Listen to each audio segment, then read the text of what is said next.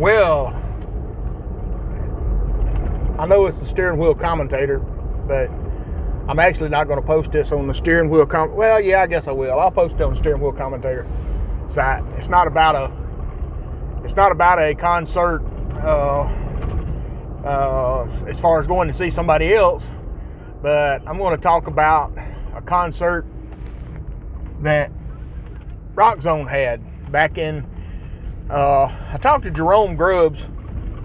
Jerome was playing in the other band that done the show with us, a band called TEEZ'R out of Amory, and Jerome was playing guitar for him then, and that was first I had met Jerome. I didn't really know him that well. I met him through Mike Long, who lived in Amory, so I didn't really know him that well then, but I'll tell more about that later. Anyway, what Rox Zone would do a lot of times was we would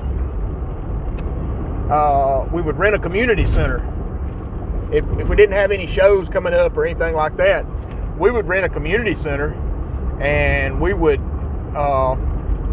put out flyers and charge admission. We didn't charge much. I remember I was looking in the flyer for this show. It was $3 a person, or 2 for $5. So I mean, heck, you can't beat that. You know what I mean? You can't beat that. So anyway, the Old Armery in Amory is kind of downtown, and it is huge. It's the size of a gymnasium, and they have a huge stage in one end of it. And I believe they told me that Elvis, in that late 50s tour, you know, when he toured around and played all the community centers and all the local schools and stuff, he played on that stage in that building. Now, whether or not that building's still there or not, I have no idea. I hadn't been over there. I don't even know if I could find it again. But I remember we rented it, and probably Mike Long, he lived in Amory, so he probably rented it for us. So anyway, here we go over there to set up. And of course, we go over there on a Saturday. It's a Saturday night. It's in May. Me and Jerome was talking about it. We were talking about it's possibly 89, but it could have been 90. It's either 89 or 90. May of 89 or 90. And I remember a friend of mine, she's dead and gone now, Angie Woolridge. She was real good friends with my sister. Angie done my hair for that show, and I had long blonde hair then, and she done the whole, she was a big John Bon Jovi fan, so she done my hair like, you know, the big poofed up John Bon Jovi job, you know, the hairband type thing, you know. So that was pretty funny to look back on that. I really need some pictures from that, truly do. And there may be some pictures or videos that I just don't know about. But we got TEEZ'R to come and do the show with us. Of course, they played first, and man, it was a huge stage. I mean, it was a big old stage. And but we get there to set up, and of course, Rox Zone, we carry our PA to play it, and we got all evening. You know, we got all day to set up, so we get up there early. Well, our sound board is set out in the middle of the floor.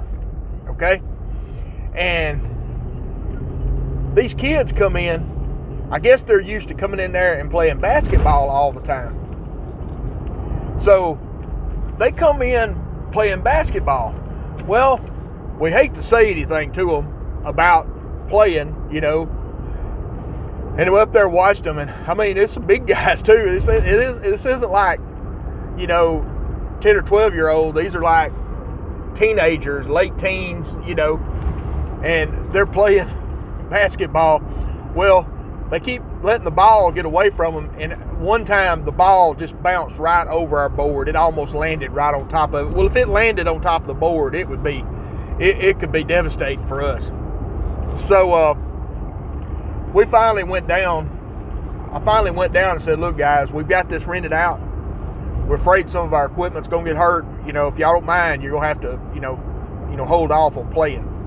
And they was like, oh, okay, no problem. And they left. You know, it was no big deal. But man, we sweated it. That ball bounced over that thing, and we sweated going up and telling them because we hated to do it. You know, we really did. But anyway, that's only part of the story. So anyway, we put out flyers, man, all over town. I'm talking about we put out the flyers. Matter of fact, I've still got one of them. I've got it posted on, well, I don't think I posted on Facebook. I've got it posted. I sent Jerome asking him a picture of it, asking him did he remember it. But anyway, I'll try to post that picture. I'll try to post that picture on here with this video. But anyway, we were like, we got everything set up and everything. It's sounding good. And man, there was a ton of folks showed up. I'm talking about a bunch of folks.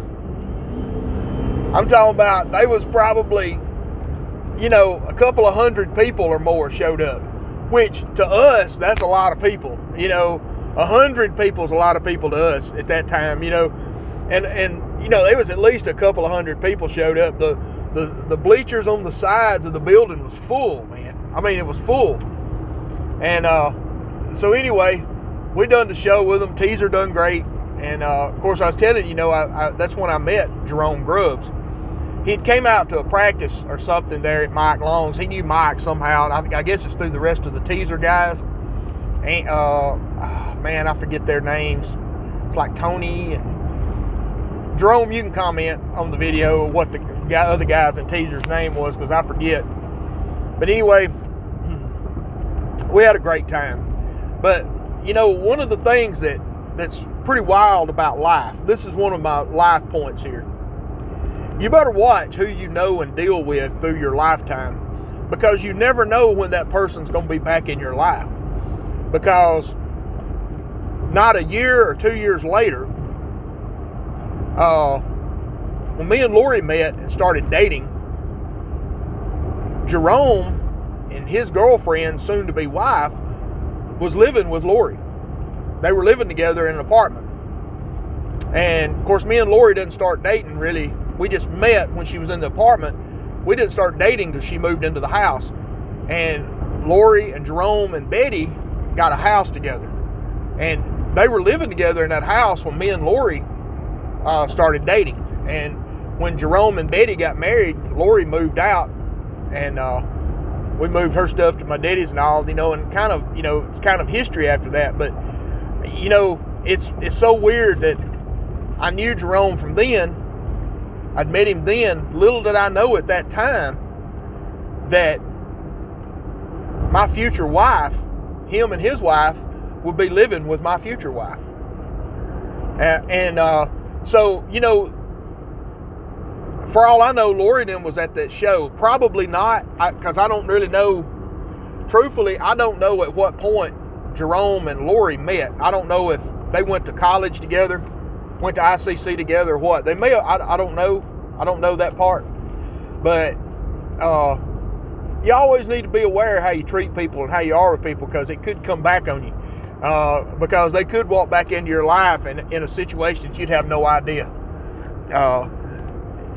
You know, so, but, you know, Rox Zone even done that. Played on the stage that Elvis played on. That's cool. It's even cooler now than it seemed then. You know, it was just kind of cool then.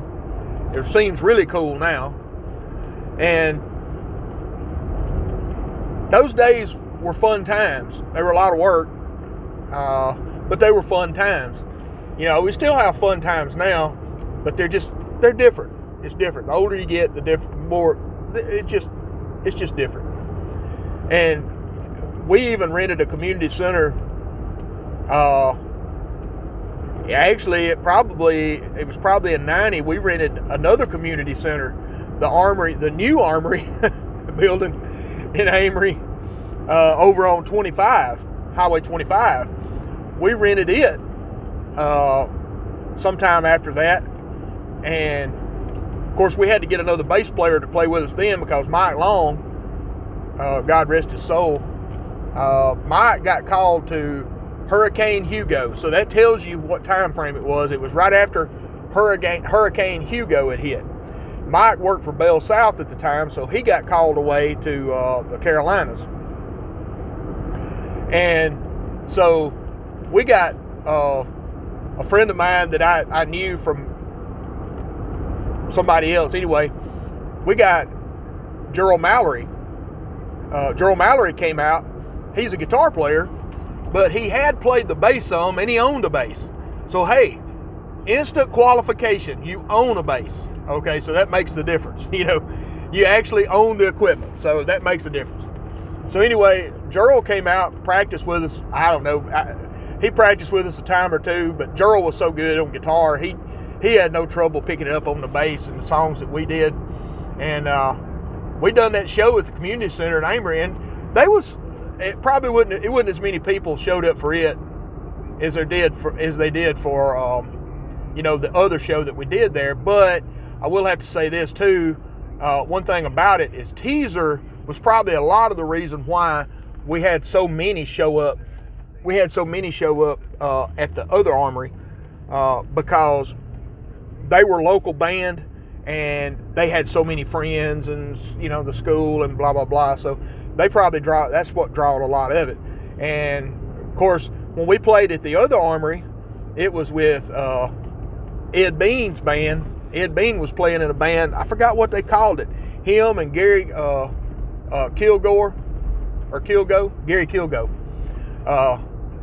Him and Gary Kilgo was playing. They had a band together. It was kind of a Skinner tribute band. I can't remember the name of it, but it was Ed and Marty Miller.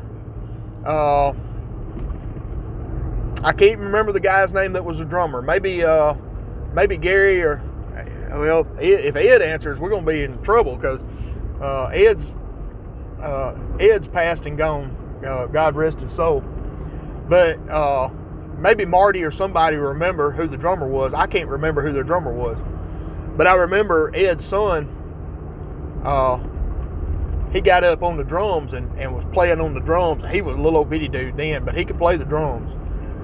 He didn't do the show with them. He just done one song with them. But it was a good time. We probably had 100 people show up for that one.